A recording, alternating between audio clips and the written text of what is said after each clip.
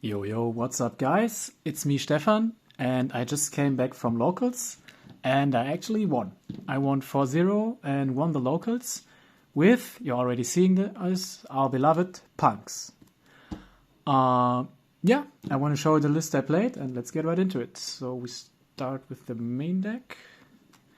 We played 60 cards because there's not only punk cards in here, there is like some more support engines and of course some non-engine. So for punk starters, obviously the best one, 3 teleport. Then the 3 Zeamin, no brainer. 3 Foxy and 3 Ogre. Those are your punk starter cards. Those all full combo. These three need a discard or a second punk name in hand. Then you don't need a discard. But yeah, I should not be explaining this. You know this one. Next, the punk engine requirements. Sadly, if you want to play the full combo, there are a lot of engine requirements you need to play to make the combo viable. I mean, drawing them is kind of sucks, and there are kind of a lot. So, of course, dear note, only one. I mean, if you draw it, it's sad. You have to special it from hand. Sometimes a second would be nice, but I mean, it's a brick, so why would you play 2 bricks? If I would play a more pure version, I would play 2, definitely. Also with the new support, I will play 2. Yeah, those ratios and the whole deck will change when the new support is coming out. For now, I am playing this pile. This could be cut, but honestly, I like this card so much. It's such a good utility card to get the one more body you need to like push into like Fiendmsith lines or out floodgate monsters. I don't know, today I outed a Griffin, like the Nightmare Griffin with it, for example. I wouldn't cut this card if I'm playing Funk. Drawing like this or can be also good because it can be an extender. Yeah, in general, you don't want to draw these 7 cards. Some of them can be good in specific combos. If you like those must not by default be dead. Those can be nice to draw, but in general, you want to draw your other cards. But still, we're playing punks, so we're playing the full engine and the full requirement to resolve our full punk combo. Yep. Then we played some Kashtiras, 3 Fenrir, 3 Unicorn, and 1 Birth. Yeah, pretty good cards. The Kashtira cards are very good. Also, if you get like Fuvat, you make like, I guess like medium or even no boards to special a Fenrir, set an imperm, have some hand traps. Very good cards. Also trade extremely well into Riser. And then the best engine of the deck, the best engine in Yu-Gi-Oh! By far, of course, we're playing it. You have to play it. We're playing 2024 Yu-Gi-Oh! You have to play those cards. The Fiendmsith engine, like the 6 starters. And the 3, I'd say, engine requirements. Those are as well full combo, but you don't want to draw them. And of course, the trap. The trap is very good against Ryzel and also against other matchups. Yeah, just like 1 card, setting up 2 interruptions with like Caesar plus trap. So good. These cards won me a lot of games. These cards are so crazy. They grind infinitely. And yeah, that's all the engine. We played some Fiendmsith Punk Kashtira cards.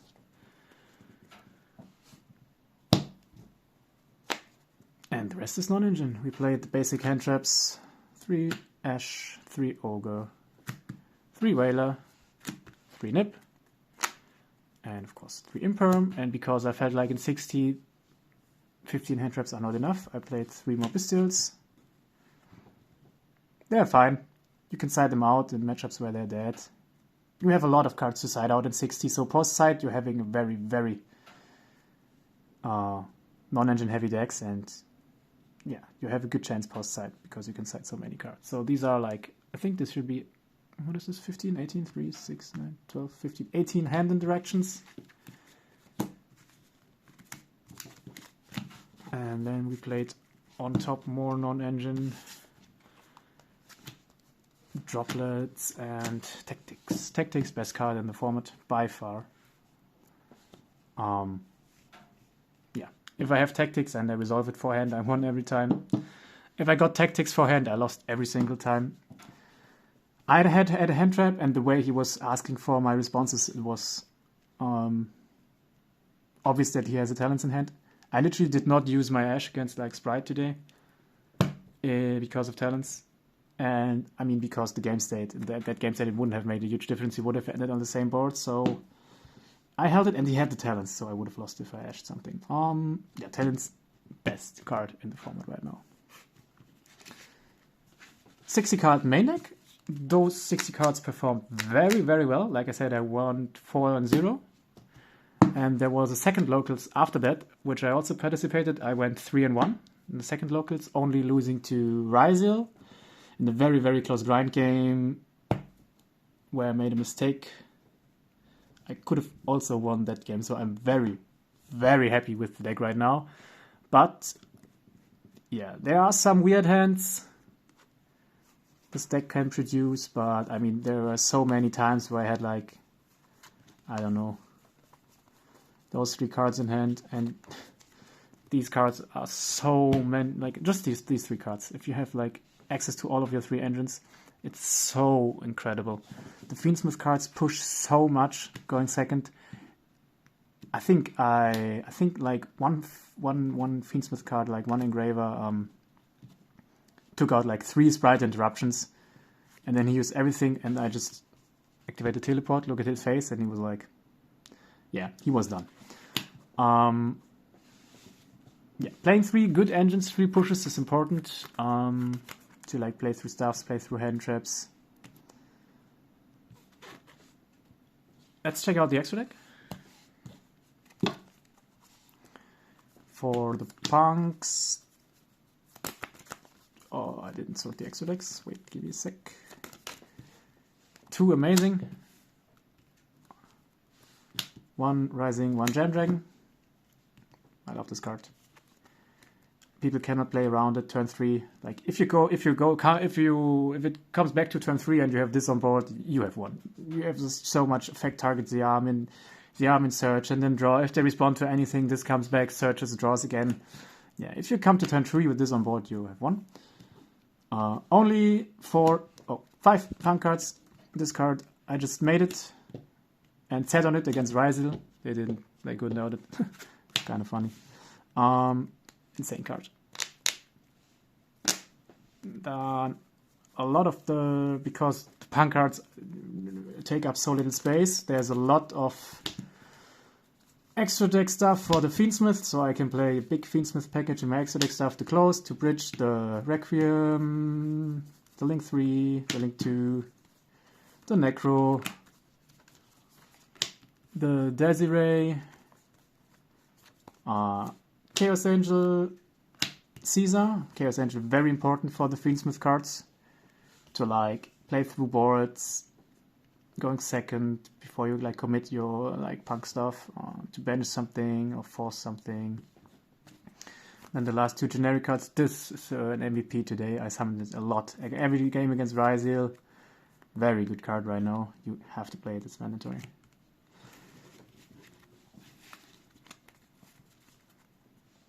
$15 extra deck, and I'm going to show you my side deck. The side deck isn't not like, I'd say, optimal. You should always adapt your side deck to your local meta. So for now, I'm playing 3 Purulia, 2 Fuva. I only own 2. I'm not going to buy this 3rd one. Even.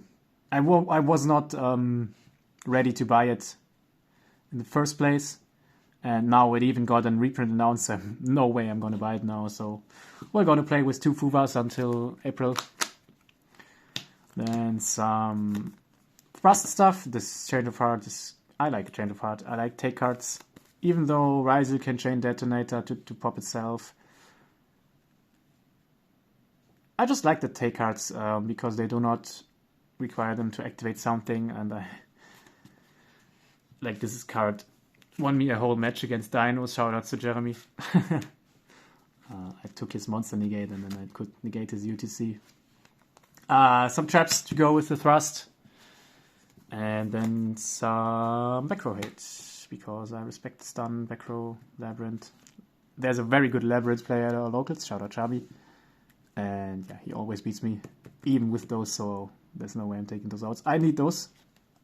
I played lab today, but it was another guy. I won that game. So yeah, I wanted to keep the video short. And that's it. Punks are back. Punks auf die 1. Yeah. I will make more videos about the new support when we get closer to the support releasing. I will make some combos and some like gameplay video, because I feel like in combos the new support is not gonna do well, because the combos are not that much better. It's just better for like playing into stuff, playing through stuff, and so on.